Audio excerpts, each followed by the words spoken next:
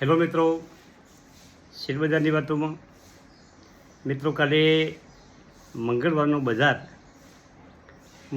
તંદુરસ્ત ઘટાડો આવ્યો અને સેન્સેક્સ 81,148 પર બંધ થયો.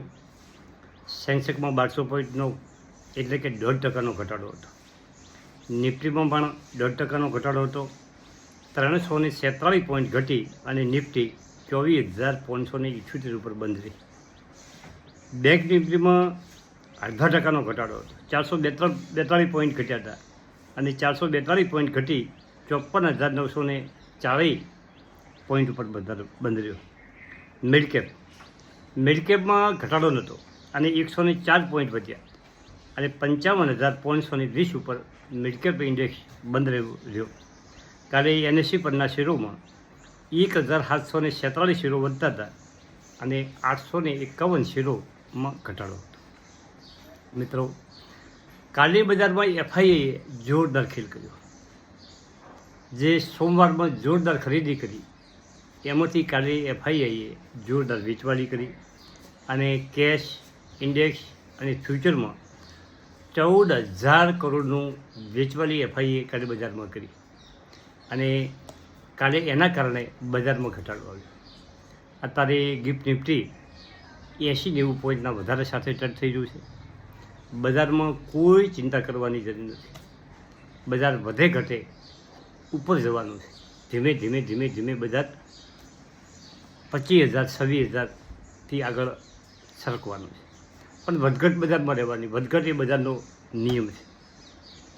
હવે ખાસ એ વાત કરવાની છે આજના એપિસોડમાં કે પોર્ટફોલિયોમાં તમે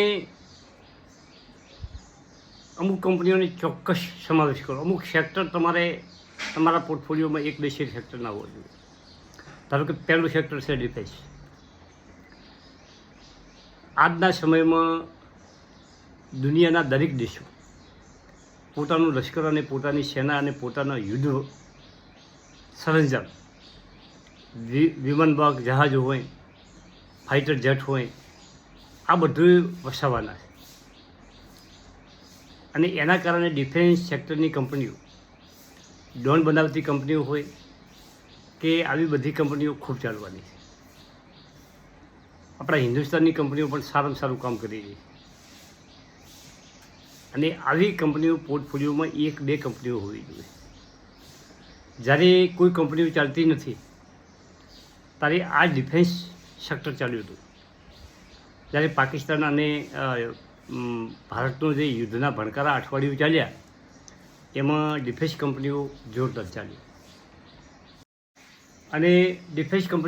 ચાલી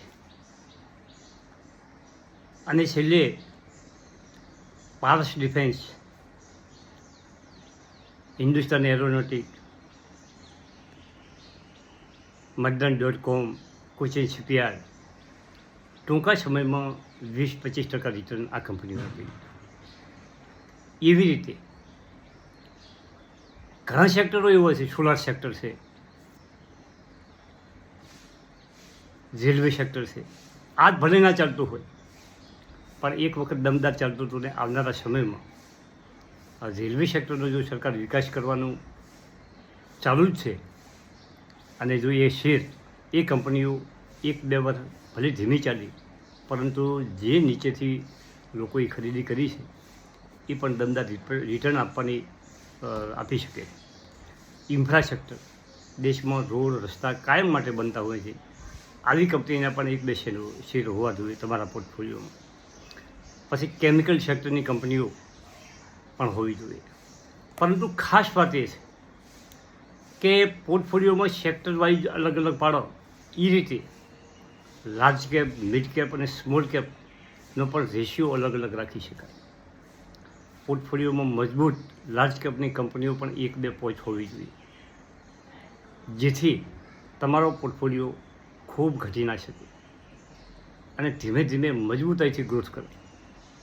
બીજી રીતે તમે જે સ્મોલ કેપના શેરો છે, જેના પોર્ટફોલિયોમાં સ્મોલ કેપના શેરો છે, એ કંપનીઓ જ્યારે રિટર્ન આપવા બેસે છે ત્યારે ગોળું રિટર્ન આપે છે. પરંતુ જે ઘટાડો થાય છે એ ઘટાડો 60%, 50%, 40% ઘટાડો થાય છે. અને જે નવા ઇન્વેસ્ટરો છે એ હિંમત હારી જાય છે. તો એના માટે મહેરબાની કરી અને તમારા પોર્ટફોલિયોને રંગીન બનાવવા માટે સેક્ટર વાઇઝ અને આ રીતે કેટેગરી વાઇઝ તમે નોખું પાડશો તો તમારો પોર્ટફોલિયો સુંદર બનશે. તમારા પોર્ટફોલિયોમાં લાર્જ કેપના શેરો 4-5 હોય, મિડ કેપના 5 શેરો હોય, સ્મોલ કેપના 1, 2, 3, 4 શેરો હોય. આ રીતે અલગ રીતે તમે ગોઠવી દો તો તમારું પોર્ટફોલિયો ભલે એક સેક્ટર ના ચાલતું હોય તો બીજું સેક્ટર તમને બેનિફિટ કરતું હોય. તમારો પોર્ટફોલિયો એટલો બધો ઘટે નહીં અને પોર્ટફોલિયો સરસ રીતે તમે મેનેજ કરી શકો. ઘણા મિત્રોના પોર્ટફોલિયો ચેક કર્યા છે, જોયા છે અને ઘણી વાતો કરી છે. તો એવું ઘણું લાગે છે કે નાની કંપનીઓ ઘણા લોકોને પસંદ આવતી હોય છે. નાની કંપનીઓ એટલે કે 2-5 રૂપિયાવાળાના ભાવવાળી કંપનીઓ ઘણા લોકો ખરીદતા હોય છે. પરંતુ મિત્રો, શરૂઆતના તબક્કામાં જ્યારે તમે શેરબજાર માટે નવા હો, તમે શેરબજાર માટે શરૂઆત કરતા હો, તારી આવી કંપનીઓનું આકર્ષણ ના રાખો. આવી કંપનીઓ તમને કદાચ નુકસાન થશે તો તમને શેરબજાર ઉપરનો ભરોસો તૂટી જશે. તમે લાંબા સમયના ખેલાડી નહીં બની શકો. એટલે શરૂઆતમાં તમારે સારી કંપનીઓ, રિલાયન્સ જેવી કંપનીઓ તમારે ખરીદવાની છે. હવે કાલે ડાયનામિક કેબલ 20% વધારો થયો. કેબલ અને વાયર કંપનીઓ અને ભારતના ઉદ્યોગોમાં જે વાયર અને કેબલનો જે ખપત છે એ કંપનીઓ જોરદાર ચાલી રહી છે. કાલે એમાં 20% વધારો થયો. હવે ડાયનામિક કેબલમાં 460 52 વીક લો છે અને 1092 52 વીક હાઈ છે. Market cap 1781 crore. એટલે સ્મોલ કેપ કંપની છે. EPS 22 છે, PA 32 છે, સેક્ટરનો PA 42, ફંડામેન્ટ સરસ છે, બુક વેલ્યુ 138 અને ફિશ વેલ્યુ 10. ગુડ કહી શકાય. પછી હવે આપણે હોલ્ડિંગની વાત કરીએ તો પ્રમોટર પાસે 68% શેરો છે, FII 1.07% છે, DI 2% છે અને પબ્લિકનું હોલ્ડિંગ 23.81 છે અને અધર બીજા 4.70 છે. કંપનીનું શેર કેપિટલ 24 કરોડ છે અને ફેસ વેલ્યુ 10 રૂપિયા હોવાને કારણે 2 કરોડની 40 લાખ શેર કંપનીએ બહાર પાડ્યા છે. રિઝર્વ 349 કરોડ છે અને ફિક્સ એસેટ 83 કરોડની કંપની પાસે છે. આવી કંપનીઓ તમે ગોતી અને તમારા વોટ લિસ્ટમાં સમાવેશ કરો. અને ભવિષ્યમાં તમારી જો કંપનીમાં અભ્યાસ કરી અથવા તો કોઈ તમારા ફાઇનાન્શિયલની સલાહ લઈ તમે આવી કંપનીઓ જે તમારા વોટ લિસ્ટમાં પડી છે એવી કંપનીનો અભ્યાસ કરી શકો છો. Thank you. આભાર.